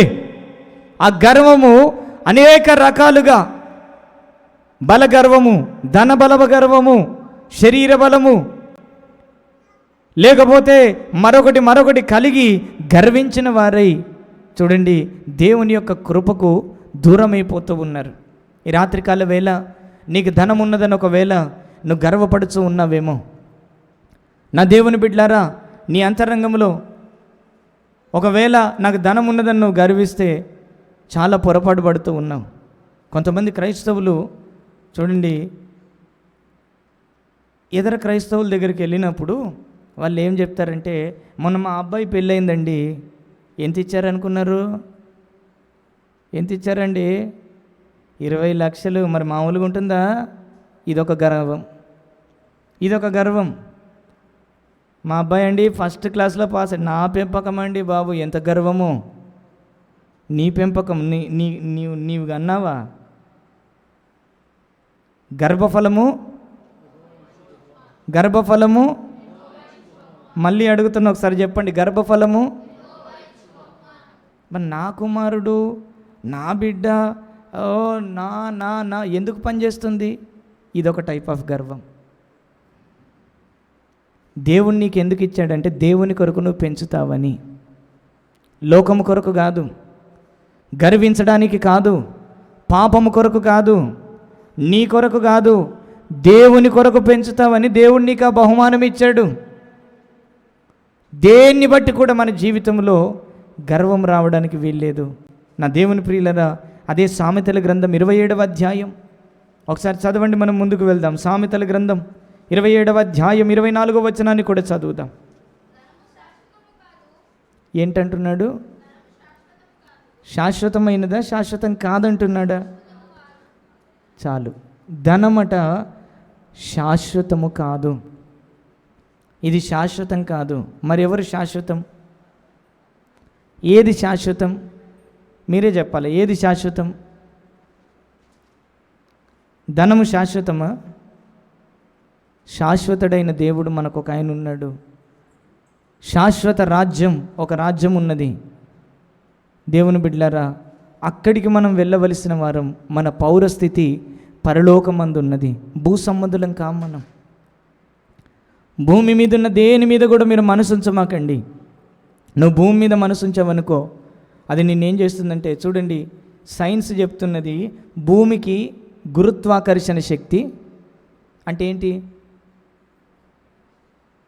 భూమి కొంత దూరం మేర భూమి వస్తువులని కానీ మానవుని సమస్తాన్ని కూడా తన మీదికి రావడానికి ఆకర్షించుకుంటుంది. అందుకే పైకి ఎగరవేస్తే ఏదైనా కూడా కిందే పడుతుంది. ఇప్పుడు భూ సంబంధమైన మనసు ఉన్నటువంటి వారు ప్రభు అయిన యేసుక్రీస్తు రాకడలో ఎగిరిపోరు, ఎత్తబడరు. ఎందుకంటే భూ సంబంధమైన మనస్సు ఏం చేస్తుంది అంటే వారిని కిందికి లాగుతుంది. కింద ఏమున్నది? పాతాళం ఉన్నది. కిందికి లాగుతుంది గనుక ఇటువంటి వారు ప్రభు అయిన యేసు రాకడలో ఎంత మాత్రమును ఎత్తబడరు. నా దేవుని ప్రియులరా, నీ జీవితంలో దయచేసి నీకు ఇచ్చినటువంటి ధనం, అది కొంచెమైనా ఎక్కువైనా, అది ఎంతైనా సరే, ధనాన్ని బట్టి గర్వించకు, బలాన్ని బట్టి గర్వించకు. నీ జీవితంలో గర్వము ఏ మార్గము గుండా ప్రవేశిస్తుందో నువ్వు గ్రహించి ఆ మార్గాన్ని మూసివేసి నీ అంతరంగపు ఎదలోతుల్లో దేవుని వాక్యానికి చోటు ఇచ్చినట్లయితే ఆ పరిశుద్ధమైన దేవుని వాక్యం నీ హృదయపు తలంపులని, కీళ్లను, మూలుగులని పరిశోధించుచున్నదని హెబ్రీ 4:12 రాయబడింది. కనుక ధనాన్ని బట్టి మనం గర్వించద్దు. మూడవది ఏంటి చెప్పండి? మూడవది ఏంటి? స్వనీతి. దీనివల్ల కూడా చూడండి, ధనాన్ని బట్టి 20% గర్వం వస్తే, బలాన్ని బట్టి 20% వస్తే, 60% స్వనీతిని బట్టే వస్తుందండి. స్వనీతి అంటే ఏంటి? స్వచిత్తము, స్వనీతి, ఇవన్నీ ఒకే గూటి పక్షులు, ఒకే గూట్లో ఉంటాయి. ఇవన్నీ అంటే తాను అనుకున్నదే చెయ్యాలి, తనకేమనిపించిందో అదే చెయ్యాలి. దేవుని వాక్యం చెప్పిన వినరు, సేవకులు చెప్పిన వినరు, ఇంట్లో పెద్దలైన వారు చెప్పిన వినరు. తమ స్వనీతిని బట్టి,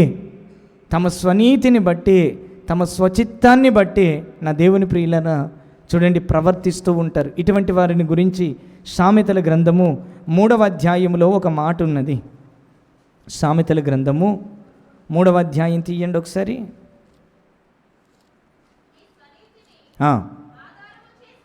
నీ స్వనీతిని ఆధారము చేసుకొనక నీ పూర్ణ హృదయముతో యెహోవా యందు నమ్మిక ఉంచుము.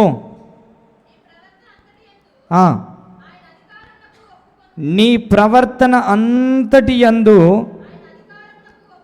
ఆయన అధికారానికి అప్పుకొనము. అప్పుడు ఏం జరుగుతుంది? చాలు, ఆయన నీ త్రోవలను సరళము చేయును. 2 రకాలైనటువంటి త్రోవలు. ఒకటి పరలోకపు త్రోవ, భూమి మీద నీ త్రోవ. భూమి మీద ఆశీర్వాదకరమైనటువంటి మార్గాల గుండా నువ్వు వెళ్ళాలి అంటే నీ స్వనీతిని ఆధారం చేసుకోవద్దు. నువ్వు పరలోక రాజ్యానికి ప్రయాణమై వెళ్ళాలి అంటే ఆ త్రోవలో నీ గర్వం అనేది, నీ స్వనీతి అనేది అడ్డుపడకుండా నీ త్రోవని నువ్వు సరళం చేసుకోవాలి. నీ స్వనీతిని ఎంత మాత్రం ఆధారంగా చేసుకోకూడదు. ఒకవేళ నీ స్వనీతి, నీ సొంత చిత్తం, నీ సొంత ఇష్టం, నేను పట్టిన కుందేలికి 3 కాళ్ళు అన్నట్లుగా నువ్వు ఒకవేళ ప్రవర్తిస్తే నా దేవుని ప్రియులరా నీ త్రోవని నీవే మూసివేసుకుంటూ ఉన్నావు. ఆశీర్వాదం రాకుండా, ఆరోగ్యం రాకుండా, వృద్ధి కలగకుండా నీ త్రోవను నువ్వు ఆపుకుంటున్నావు భూమి మీద. అంత మాత్రమే కాదు, పరలోక రాజ్యానికి నిన్ను సిద్ధపరచబడకుండా, పరలోక రాజ్యానికి నువ్వు ఎత్తబడకుండా, మధ్యాకాశములోనికి నువ్వు ఎగిరిపోకుండా ఆ త్రోవని కూడా నువ్వే నీ స్వనీతి గర్వాన్ని బట్టి అడ్డగించుకుంటూ ఉన్నావు.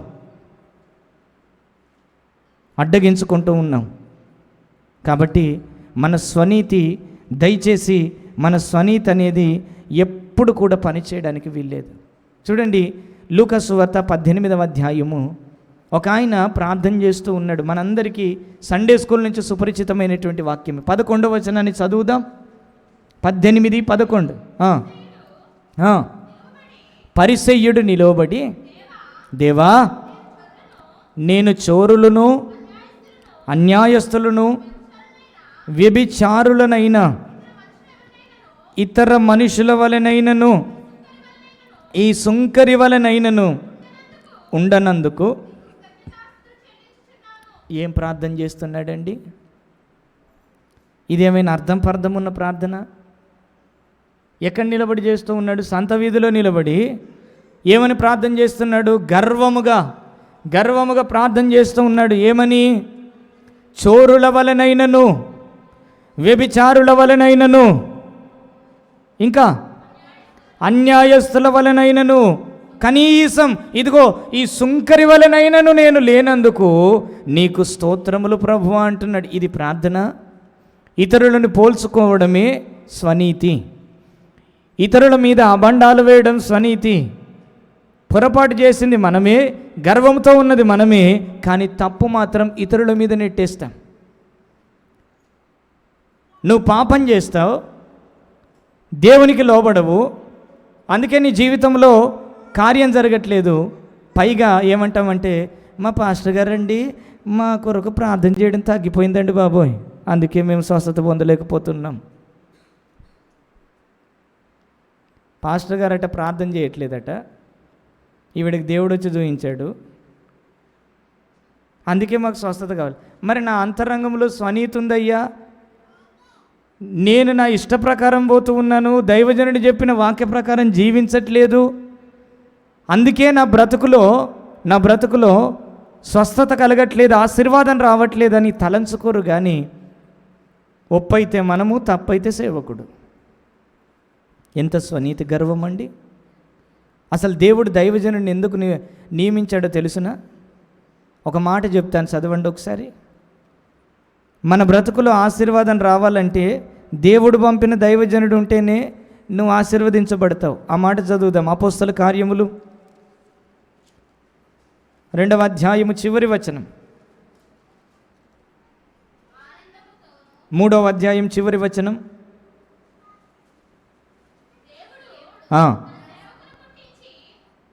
జాగ్రత్తగా ఆలకించండి. దేవుడు తన సేవకుని పుట్టించి మీలో, అనగా మనలో ప్రతి వానిని వాని దుష్టత్వము నుండి మళ్ళించుట వలన మిమ్మును ఆశీర్వదించుటకు ఆయనను మొట్టమొదట మీ యొద్దకు పంపెనని చెప్పాను. ఎవరికన్నా అర్థమైందండి? ఈ ఒక్క వాక్యం అర్థమైతే నీ జీవితంలో ఎలాంటి గర్వము కూడా రాదు. ఏమంటున్నది దేవుని వాక్యం అంటే, తన సేవకుని దేవుడు ఎవరి కొరకట? ఎవరి కొరకు? ఇప్పుడు ఈ సేవకులు లేదా మేము, అసలు ఈ సేవకులు అనేవాళ్ళు ఎవరి కొరకు ఈ మహాదేవపట్నంలో? ఏమోనండి, ఇక్కడ మందిరం దగ్గర ఉందండి, వస్తూ ఉన్నాం, ఇక్కడ బాగుందండి, మొదటి వెళ్ళే చోట బాగాలేదండి, వాళ్ళు మమ్మల్ని పట్టించుకోలేదండి, అసలు మాకు విలువ ఇవ్వలేదండి, అందుకే వచ్చామండి. ఎంత గర్వమో! నువ్వెందుకు వస్తున్నావో నీకు ముందు అర్థం కావాలి. నువ్వు తినుచున్న ఆహారం ఎంత శ్రేష్టమైనదో నీకు అర్థమవుతే నీకు బలం వస్తుంది. దేవుడు నీ కొరకు కేవలం ఈ వాక్యం వింటున్న నీ కొరకే దేవుడు తన సేవకుని పుట్టించి, ఎందుకు పుట్టించాడు? నీలో ఉన్న దుష్టత్వంలో నుంచి నిన్ను మళ్ళించి దేవుని యొద్ద నువ్వు ఆశీర్వదించబడేటట్లుగా చేయడానికి తన దైవజనుని దేవుడు పుట్టించాడు. హల్లెలూయా! గట్టిగా చెప్పండి, హల్లెలూయా, హల్లెలూయా. ఇప్పుడు చెప్పండి, దేవుడు సేవకుని ఎందుకు పుట్టించాడు? నా అనాల, మన కూడా కాదు, అందరిలో కలుపుకోవద్దు. నా దుష్టత్వంలో నుంచి విడిపించడానికి నాకొక సేవకుణ్ణి పుట్టించాడు. యేసుని ఎరగక ముందు ఇప్పుడు గర్వం గురించి ప్రసంగం చేస్తున్న నేను చాలా గర్విష్ఠుణ్ణి, చాలా గర్వం నా కన్నులెక్కి కాదండి, ఆకాశంలో ఉండే అంత గర్విష్ఠునైన నా కొరకు దేవుని బిడ్డలారా దుష్టక్రియల చేత దురాత్మల చేత పీడించబడుతూ ఉన్నప్పుడు నా కొరకు ఒక సేవకుని పుట్టించి, కేవలం నా కొరకు పుట్టించి, నా దైవజనుని ద్వారా నన్ను దుష్టత్వంలో నుంచి మళ్ళించి, ఇదిగో ప్రజలందరికీ ఆశీర్వాదకరంగా నా ప్రభు నన్ను నిలబెట్టాడు. హల్లెలూయా. నేను ఇక్కడ నిలబడ్డాను అంటే మొట్టమొదటి దేవుని ప్రణాళిక నా మీద ఉన్నది. తర్వాత మా పాస్టర్ గారి పేరు ఆమోస్, కన్నీళ్లు విడిచి నా కొరకు ప్రార్థించి నాలో ఉన్న దుష్ట గుణాల కొరకు ప్రార్థించాడు, వాక్యాన్ని బోధించాడు. నా దేవుని ప్రియులారా, అప్పుడు ఏం జరిగింది అని అంటే నేను ఆశీర్వాదకరంగా మార్చబడి ఉన్నాను. నా సేవకుని ముందు నేను ఎన్నడూ కూడా కుర్చీలో కూడా కూర్చొని ఎరగను. నా 12 సంవత్సరాల సేవలో నా దైవజనుడి ముందు నేను ఎన్నడూ కనీసం ఫోన్ కూడా మాట్లాడలేదు మా పాస్టర్ గారి ముందు. అబద్ధమైతే ఎప్పుడన్నా మా సేవకుని తీసుకొస్తా. ఈ రోజుల్లో భయము లేకుండా, భక్తి లేకుండా, దేవుడు పంపినటువంటి దైవజనుల మాటను వినకుండా స్వనీతిని ఆధారం చేసుకొని తిరుగుబాటు చేసే వారిలో నిండుగా సాతానుడు ఉండి వారిని నాశనానికే నడిపిస్తూ ఉన్నాడు, నాశనానికే నడిపిస్తూ ఉన్నాడు. చూడండి, మీకు ఒక ఉదాహరణ చెప్తాను. ఇప్పుడు ఇక్కడ మీకు అందరికి కనబడుతుందా? ఈ వైర్లో కరెంట్ లేదు, దీన్ని ముట్టుకుంటే నాకు ఏమన్నా అవుతుందా? ఏమన్నా అయిందా? అదే ఇప్పుడు ఇక్కడ కరెంటు పాస్ అయింది, దీన్ని ముడితే ఎందుకు షాక్ వచ్చింది? దేవుడు పిలిచిన సేవకుని జోలికి వస్తే కూడా ఇట్లాగే జరుగుతుంది. మీకు అర్థమైంది అనుకుంటున్నా. లోకములో అన్ని పాలు కాదు, లోకములో అన్నీ కూడా తినదగిన ఆహారం కాదు, లోకంలో అన్ని పప్పులు వండుకోలేం. గన్నేరు పప్పును వండుకోగలమా? వండి చూడండి, ఇక చూసేదేం లేదు. ఇక నేను యేసుని చూచే సమయం బహు సమీపమాయని అని వాడుకోవడమే. అలాగే లోకంలో ఉన్నటువంటి సేవకులైన దేవుడు ఏర్పరచబడిన వారు ఉంటారు, మనం వారిని గ్రహించాలి. దేవుడు పంపిన సేవకుడు ఏం చేస్తాడంటే ప్రజలలో నుంచి దుష్టత్వం పోవడానికే సేవ చేస్తాడు. ప్రజలలో నుంచి దుష్టత్వం పోవడానికి, ప్రజలను ప్రభు అయిన యేసు ఎదుట నిలబెట్టడానికి, ఆ స్వనీతిని వాక్యమని ఖడ్గము చేత నరికి ఆ స్వనీతిని పోగొట్టి ప్రజలు ఆశీర్వాదకరంగా ఉండడానికే ఒక సేవకుడు, నిజమైన సేవకుడు పనిచేస్తాడు. ఆ పని ఎలా ఉంటుంది అంటే దేవుని బిడ్డలారా, ఇదిగో ఇలాగే నిత్యము ప్రార్థనలు, ఉపవాసాలు, జాగరణలు, స్తోత్ర ప్రార్థనలు, మీటింగ్స్ అని విరామము లేకుండా డబ్బు సంపాదన కాదు, ఆత్మల సంపాదన కొరకు, విశ్వాసుల ఆశీర్వాదం కొరకు, వారు పరలోక రాజ్యానికి ప్రయాణమైపోవడానికి వారు కరిగిపోతూ ఉంటారు. నేను గత కాలంలో కూడా ఒకసారి చెప్పాను అనుకుంటున్నా, నాకు గుర్తు. ఒక బ్రిడ్జి ఉందనుకోండి, బ్రిడ్జి ఉంది. ఇప్పుడు ఎప్పుడైనా మీరు రాజమండ్రి దగ్గర గోదావరి మీద బ్రిడ్జిని చూసారా? ఆ బ్రిడ్జి మీద నుంచే మనం రాజమండ్రి వెళ్ళాలి. ఒకవేళ ఆ బ్రిడ్జి లేకపోతే మన ప్రయాణం అనేది కొనసాగదు. సేవకుడు ఈ బ్రిడ్జి లాంటివాడు. ఇప్పుడు ఆ ప్రయాణం చేస్తూ ఉంటే కొంతకాలానికి బ్రిడ్జి ఏమైపోతుంది? బలహీనమైపోతుంది. సేవకుడు కూడా తన విశ్వాసుల కొరకు, దేవుని బిడ్డలారా, తన యుద్ధకు వచ్చిన మంద కొరకు అహర్నిశలు కష్టపడి ఉపవాసము ద్వారా, జాగరణ ద్వారా తమ శరీరాన్ని నలగొట్టుకొని, వ్యాధి వచ్చినా పట్టించుకోకుండా, కష్టం వచ్చినా పట్టించుకోకుండా, వర్షం వచ్చినా పట్టించుకోకుండా, కన్నీళ్ళు వచ్చినా, ఆకలి దప్పులు వచ్చినా, ఏది జరిగినా పట్టించుకోకుండా విశ్వాసులైన వారు దేవుని ఎదుట నేను నిలబెట్టాలి అని కరిగిపోతూ ఉంటారు. వారే దేవుడు పంపిన నిజమైన సేవకులు. మీ కడుపులు చల్లగుండా ఒక్కరు కూడా ఆమెనని చెప్పలేరండి. ఏంటండి దేవుడు మాట్లాడుతూ ఉంటే ప్రతిస్పందించలేని హృదయం. నా భాష అర్థమవుతుందా మీకు? మీరెంత ధన్యులో తెలుసా మీకు?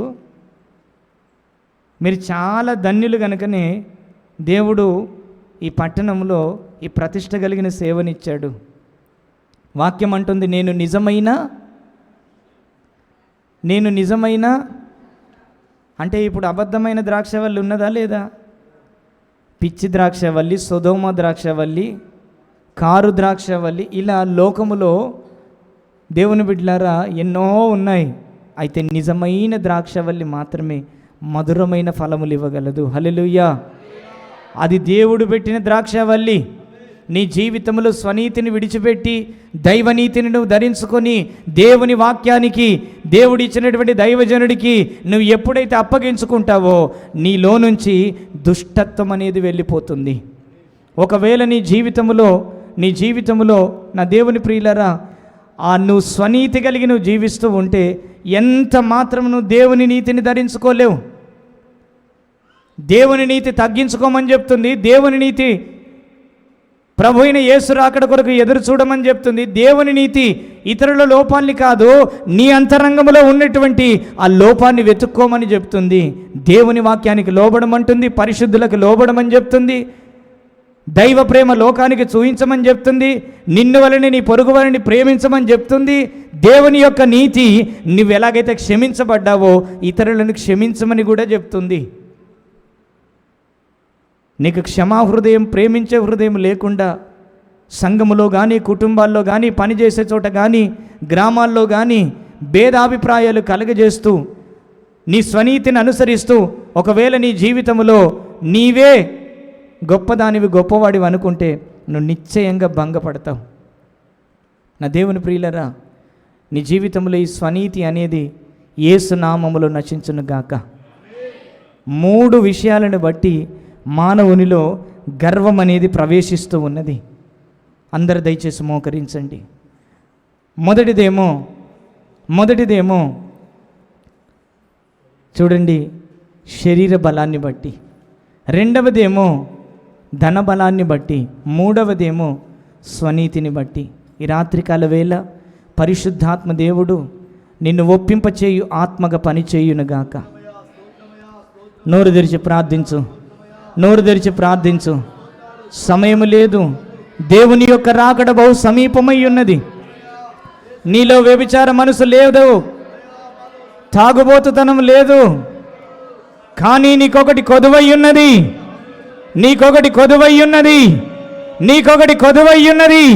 అదే నీవు గర్వాన్ని విడవాలి. నీ అంతరంగంలో చోటు చేసుకొని ఉన్నటువంటి గర్వాన్ని నువ్వు ఈ రాత్రికాల వేళ దేవుని సహాయము వలన ఆ గర్వాన్ని నీవు విరిచివేయుదువుగాక. హల్లెలూయా, హల్లెలూయా, హల్లెలూయా. పరిశుద్ధాత్ముడా, మా అంతరంగంలో ఉన్న గర్వాన్ని విరిచివేయి నాయన. పరిశుద్ధాత్ముడా, మా మీదికి దిగివచ్చి మా స్వనీతిని విరవండి, మా ధన బలాన్ని విరవండి. ప్రతి గర్వపు ఆత్మ సియోను అగ్నిలో కాలిపోవునుగాక.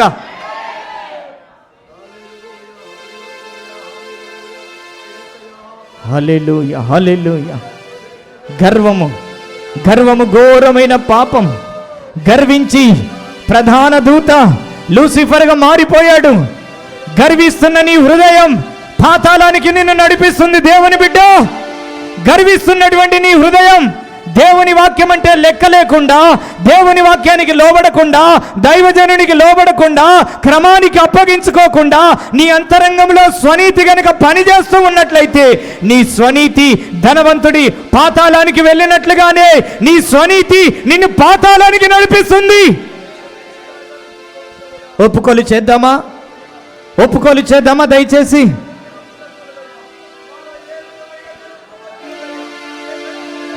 గర్వ హృదయులు యెహోవాకి హేయులు. నువ్వు ఈ రాత్రి అపవాదిని అనగదొక్కాలి. దేవుని యొక్క ఆత్మశక్తితో దేవుని యొక్క ఆత్మశక్తితో అపవాదిని అనగదొక్కి వాడు ఏ రూపకంగా గర్వాన్ని నీలో విత్తకుండా కూగిడి వేలతో సహా పరిశుద్ధాత్ముడు పెకిలిస్తూ ఉండగా అప్పగించుకో ఆయనకి.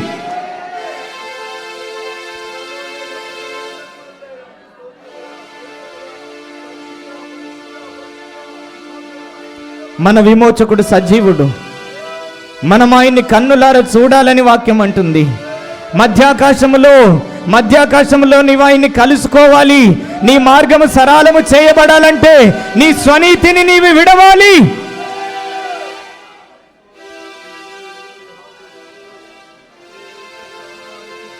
జయించిన వారు ఆ సింహాసనం అధిష్ఠింతురు ప్రభు యేసుతో.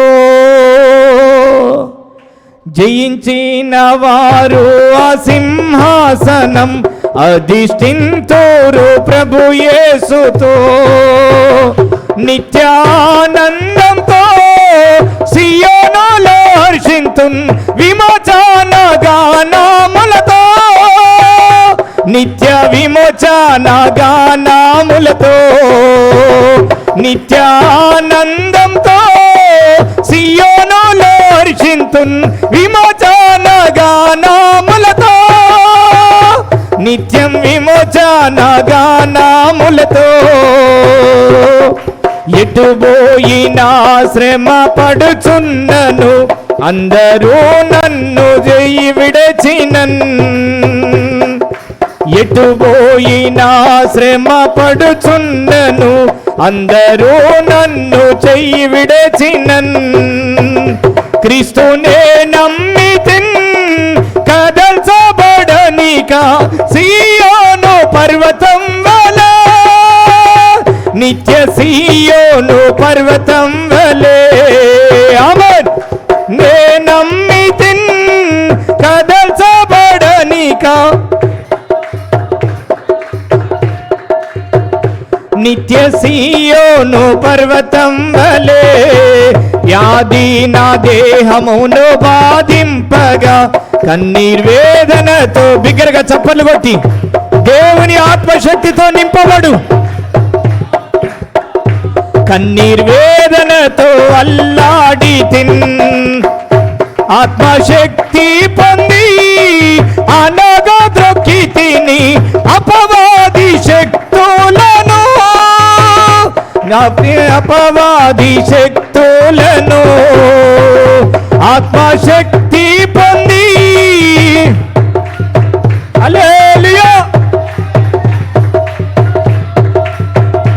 దుష్ట అపవాది శక్తులను ఆత్మశక్తి పొంది అనగా ద్రొక్కి తిని అపవాది శక్తులను. దుష్ట అపవాది శక్తులను ఆత్మశక్తి పొంది అనగా ద్రొక్కి తిని. నోరు తెరిచి పాడు. దేవుని యొక్క శక్తి చేత నింపబడిన వాడవై శక్తి పొంది అనగా ద్రొక్కి తిని అపవాది దుష్ట అపవాది శక్తులను. నా విమోచకుడేసు సజీవుడు నా కన్నులారా నేను చూచెదను. నా విమోచకుడేసు సజీవుడు నా కన్నులారా నేను చూచెదను. ఆనందంతోనే ఆర్భటింతును. ఆనందంతోనే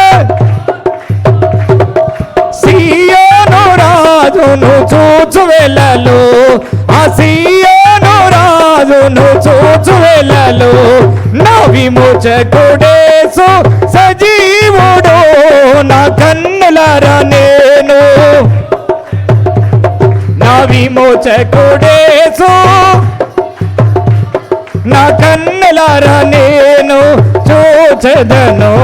నా కన్నులారా నేను చూచెదను. నా కన్నులారా నేను చూచెదను. హల్లెలూయా, హల్లెలూయా, హల్లెలూయా. దేవుని యొక్క శక్తి పొందు. దేవుని బిడ్డ, దేవుని యొక్క శక్తి పొందు. నీ జీవితంలో ఆశీర్వాదానికి అడ్డుగా ఉన్నది గర్వం అనే పాపమే. నీ జీవితంలో కార్యము జరగకుండా నీ త్రోవను మూసివేసింది గర్వం అనే పాపమే. అపవాదిని తొక్కు యేసు నామములో. దేవుని యొక్క ఆత్మశక్తిని పొంది అపవాదినికి చిదరకు తొక్కు.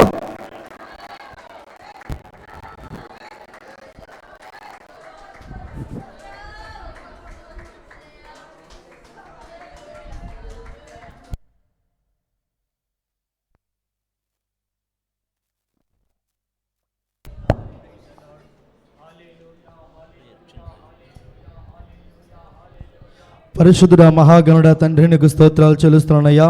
నువ్వు గొప్ప దేవుడు, ఆశ్చర్య కార్యాలు చేసే దేవతని నీకు స్తోత్రాలు అయ్యా. ఈ రాత్రి వేళ నాయన నీ దాసును ఒక కాంతిలోంచి నాయన అయ్యా నాతో మాతో అందరితో నువ్వు మాట్లాడావయ్యా. అయ్యా నిజమే దేవా, నీకు స్తోత్రాలు అయ్యా. గర్వం వల్ల మేము పడిపోతున్నాం దేవా, నీకు స్తోత్రాలయ్యా. మాలో ఏ గర్వం ఉండకూడదయ్యా.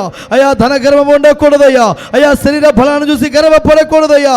అయ్యా స్వనీతి బట్టి మేము గర్వపడకూడదయ్యా. అయ్యా నువ్వు గొప్ప కార్యము పక్షాన జరిగించండి అయ్యా. అయ్యా నీకు విరోధమైనది చేదైన వేరు ఏది కూడా అయ్యా మాలో ఉండకుండా మీరు తీసివేయండి దేవా, నీకు స్తోత్రాలయ్యా. మరొక్కసారి అయ్యా మా ప్రాణత దేహాలు నీ చిత్తాలుగా అప్పగిస్తుందని నీకు స్తోత్రాలయ్యా. నీకు విరుద్ధమైంది అయ్యా, నీకు ఇష్టం లేనిది ఏది మాలో ఉండకూడదు నాయన. మేమందరము పరిశుద్ధులుగా నీ సన్నిధి చేరే కృపను దయచేయమని యేసు వారి పేరు అడిగి పొందుకొనుచున్నాము తండ్రి, ఆమేన్. మన ప్రభువైన యేసుక్రీస్తు కృప, తండ్రి అయిన దేవుని ప్రేమ, పరిశుద్ధాత్మ సన్నిధి సహవాసం మనందరికి తోడైండి నడిపించి ఆశీర్వదించునుగాక. ఆమేన్. హల్లెలూయా. ప్రభు పరిశుద్ధ నామమునకు మహిమ కలుగును.